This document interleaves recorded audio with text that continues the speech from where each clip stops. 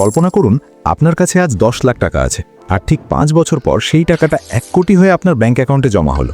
শুনতে কি খুব অবিশ্বাস্য মনে হচ্ছে, নাকি মনে হচ্ছে এটা কোনো বিশাল বড় স্ক্যাম? আসল সত্যিটা হলো, ইন্টারনেটে হাজার হাজার মানুষ আপনাকে বলবে এটা সম্ভব, কিন্তু তারা আপনাকে সেই অন্ধকার দিকটা বলবে না যেখানে পৌঁছতে গিয়ে অধিকাংশ মানুষ তাদের সারা জীবনের সঞ্চয় হারায়। আজকের এই ভিডিওতে আমরা কোনো আকাশকুসুম গল্প শোনাবো না, আমরা একদম রিয়েল ডেটা আর ম্যাথমেটিক্স দিয়ে দেখব 10 লাখ টাকাকে 5 বছরে 1 কোটি করা কি আসলেই বাস্তবসম্মত, নাকি এটা স্রেফ একটা মরীচিকা। আপনি যদি ভেবে থাকেন কোনো একটা জাদুকরি স্কিম বা ক্রিপ্টোকারেন্সিতে টাকা রাখলে সেটা রাতারাতি 10 গুণ হয়ে যাবে, তবে এই ভিডিওর পরের কয়েকটা মিনিট আপনার জন্য একটা বড় শকিং রিয়ালিটি চেক হতে যাচ্ছে। চলুন একটা ছোট গল্প দিয়ে শুরু করি। ধরুন আরিফ সাহেব, যিনি গত 10 বছর ধরে অনেক কষ্টে 10 লাখ টাকা জমিয়েছেন। তিনি ভাবলেন এই টাকা দিয়ে এমন কিছু করবেন যাতে তার বাকি জীবনটা নিশ্চিন্তে কেটে যায়। ইউটিউবে একটা ভিডিও দেখে তিনি ভাবলেন 5 বছরে 1 কোটি টাকা বানানো যে খুব সহজ। কিন্তু তিনি যখন ক্যালকুলেটর নিয়ে বসলেন তখন তার মাথার উপর আকাশ ভেঙে পড়ল। কারণ 10 লাখ টাকাকে 5 বছরে 1 কোটি করতে হলে আপনার বার্ষিক রিটার্ন বা প্রফিট রেট হতে হবে প্রায় 60%। এখন আপনি নিজেকে প্রশ্ন করুন, পৃথিবীর কোন লিগ্যাল বিজনেস বা ইনভেস্টমেন্ট আপনাকে প্রতি বছর গ্যারেন্টি দিয়ে 60% প্রফিট দেয়? ওয়ারেন বাফেট, যাকে বলা হয় পৃথিবীর শ্রেষ্ঠ ইনভেস্টর, তার গড় বার্ষিক রিটার্নও কিন্তু 20 থেকে 22% আশেপাশে। তাহলে একজন সাধারণ মানুষ হিসেবে আপনি কি এমন কোনো সিক্রেট জানেন যা বাফেট সাহেবও জানেন না? এখানেই শুরু হয় আসল খেলা। আমরা যখন 1 কোটির স্বপ্ন দেখি তখন আমরা কম্পাউন্ডিংয়ের শক্তিটা বুঝতে চাই, কিন্তু সেটার পেছনে ঝুঁকিটাকে এড়িয়ে যাই। অনেক সময় আমরা দেখি কিছু পেনি স্টক বা আনরেগুলেটেড ক্রিপ্টো কয়েন কয়েক মাসেই 10 গুণ হয়ে যায়। কিন্তু আপনি কি জানেন, ওই একটা সাকসেস স্টোরির পেছনে হাজার হাজার মানুষ আছে যারা তাদের সবটুকু হারিয়ে নিঃস্ব হয়ে গেছে। 5 বছরে 10 গুণ রিটার্ন পাওয়া মানে হচ্ছে আপনাকে হাই রিস্ক জোনে ঢুকতে হবে, আর যেখানে রিস্ক যত বেশি সেখানে টাকা হারানোর সম্ভাবনাও ঠিক ততটাই বেশি। এখন প্রশ্ন আসতে পারে, তাহলে কি 1 কোটি টাকা করা অসম্ভব? না, অসম্ভব না, কিন্তু সেটার রাস্তাটা অন্যরকম। আমরা যদি প্রথাগত সেভিংস বা ফিক্সড ডিপোজিটের কথা চিন্তা করি, সেখানে আপনি বড়জোর 7 থেকে 8% রিটার্ন পাবেন। এই গতিতে আপনার 10 লাখ টাকা 1 কোটি হতে সময় লাগবে প্রায় 30 বছর। 30 বছর আর 5 বছর, পার্থক্যটা বুঝতে পারছেন?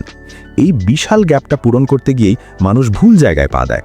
যারা আপনাকে বলছে 5 বছরে 10 গুণ করে দেবে, তারা আসলে আপনার টাকা নিয়ে জুয়া খেলছে। তবে হ্যাঁ, কিছু স্পেশাল সিনারিও আছে যেখানে গ্রোথ অনেক ফাস্ট হতে পারে, যেমন ধরুন একটা স্টার্টআপ বিজনেস বা হাইলি ভোলাটাইল কোনো মার্কেট। কিন্তু সেখানে আপনার টাকা শূন্য হওয়ার ভয় থাকে 100 ভাগ। আপনি কি আপনার সারা জীবনের জমানো 10 লাখ টাকা এমন কোনো জায়গায় রাখতে রাজি আছেন যেখানে কাল সকালে উঠে দেখবেন আপনার ব্যালেন্স জিরো? আমাদের সবারই একটা স্বভাব আছে, আমরা শুধু গন্তব্যটা দেখি কিন্তু রাস্তার গর্তগুলো দেখি না। আপনি যখন 10 লাখ থেকে 1 কোটির কথা চিন্তা করছেন, তখন আপনাকে বুঝতে হবে আপনি আসলে প্রতি বছর আপনার ইনভেস্টমেন্টের ওপর 59% বা প্রায় 60% গ্রোথ চাচ্ছেন। এই গ্রোথ রেট মেনটেন করা যে কোনো লেজিটিমেট ব্যবসার জন্য প্রায় অসম্ভব। এমনকি টেক জায়ান্ট গুগল বা অ্যাপেলও তাদের শুরুর দিনগুলোতে এতটা কনসিস্টেন্ট গ্রোথ দেখাতে পারেনি। তাহলে একজন সাধারণ ইনভেস্টর হিসেবে আপনার কাছে এমন কি আলাদিনের চেরাগ আছে? এই প্রশ্নটার উত্তর খুঁজতে গিয়েই বের হয়ে আসবে ইনভেস্টিং ওয়ার্ল্ডের সবচেয়ে বড় কালো সত্যিগুলো। মানুষ আপনাকে বলবে মিউচুয়াল ফান্ডে দাও, শেয়ার বাজারে দাও, কিংবা রিয়েল এস্টেটে দাও, কিন্তু কেউ আপনাকে ক্যালকুলেশন করে দেখাবে না যে 5 বছর সময়টা আসলে কতটা ছোট। এই ছোট সময়ের মধ্যে বড় অঙ্কের রিটার্ন পাওয়ার নেশা আপনাকে দিয়ে এমন কিছু ভুল ডিসিশন নেওয়াবে যার মাসুল দিতে হবে আপনার পুরো পরিবারকে। হয়তো আপনি ভাবছেন যে আমি একটু বেশি নেগেটিভ কথা বলছি, কিন্তু সত্যিটা হলো ফাইন্যান্সিয়াল মার্কেটে ইমোশনের কোনো জায়গা নেই। এখানে শুধু কাজ করে সংখ্যা আর লজিক। আপনি যদি লজিক বাদ দিয়ে ইমোশনের উপর ভিত্তি করে ইনভেস্ট করেন, তবে 1 কোটি তো দূরের কথা, ওই 10 লাখ টাকা রক্ষা করাই আপনার জন্য কঠিন হয়ে পড়বে। আমরা এই ভিডিওতে সামনে এমন কিছু ইনভেস্টমেন্ট অপশন নিয়ে আলোচনা করব যেগুলো নিয়ে সাধারণত মানুষ ভুল ধারণা পোষণ করে। যেমন ধরুন জমি কেনা বা রিয়েল এস্টেট। অনেকে মনে করেন 5 বছরে জমির দাম 10 গুণ হওয়া কোনো ব্যাপারই না, কিন্তু আসলেই কি তাই, নাকি এটা আমাদের একটা ভুল ধারণা? জমি কেনার কথা যদি ধরি, অনেকেই ভাবেন যে শহরের আশেপাশে এক টুকরো জমি কিনে রাখলে 5 বছর পর সেটা কোটিতে বিক্রি করা যাবে। কিন্তু ভাই, বাস্তবতাটা একটু ভেবে দেখুন। জমির দাম 10 গুণ হওয়া মানে আপনার এলাকার ডেভেলপমেন্ট হতে হবে রকেট গতিতে। আর যদি জমিটা বিক্রি করতে চান, তখন দেখবেন উপযুক্ত বায়ার পাওয়া কতটা কঠিন। আপনার কাগজে কলমে দাম বাড়বে, কিন্তু সেই টাকাটা ক্যাশ করতে গেলেই বুঝবেন লিকুইডিটির আসল সমস্যাটা কোথায়। এরপর আসা যাক শেয়ার বাজারের কথায়। লোকে বলে অমুক শেয়ার 5 বছরে 20 গুণ হয়েছে। হ্যাঁ, হয়েছে, কিন্তু সেই একটা শেয়ার খুঁজে পাওয়ার জন্য আপনাকে কয়েক হাজার কোম্পানি অ্যানালিসিস করতে হবে। আপনি কি সেই সময় বা জ্ঞান রাখেন, নাকি আপনি স্রেফ কারোর টিপস শুনে টাকা ঢেলে দেবেন? অধিকাংশ মানুষ যখন অন্যের মুখে শুনে শেয়ার কেনে, তখন আসলে সেই শেয়ারের দাম একদম টপে থাকে। এরপর যখন দাম কমতে শুরু করে তখন শুরু হয় প্যানিক। 10 লাখ টাকা 5 লাখে নামতে মাত্র কয়েকদিন সময় লাগে, কিন্তু সেটা আবার 10 লাখে ফিরে আসতে লেগে যায় বছরের পর বছর।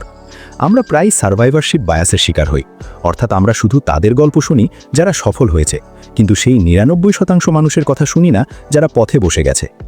5 বছরে 1 কোটি টাকা করার স্বপ্নটা আসলে আপনার ব্রেনকে একটা ডোপামিন দেয়, যা আপনাকে লজিক্যাল চিন্তা করতে বাধা দেয়। ভাবুন তো, যদি এত সহজেই 5 বছরে টাকা 10 গুণ করা যেত, তাহলে বড় বড় ব্যাংকগুলো কেন আপনাকে মাত্র 7 থেকে 8% লোন দিয়ে ব্যবসা করছে? তারা তো নিজেরাই ওই সব জায়গায় টাকা খাটিয়ে 1000 কোটি টাকা বানিয়ে ফেলতে পারত।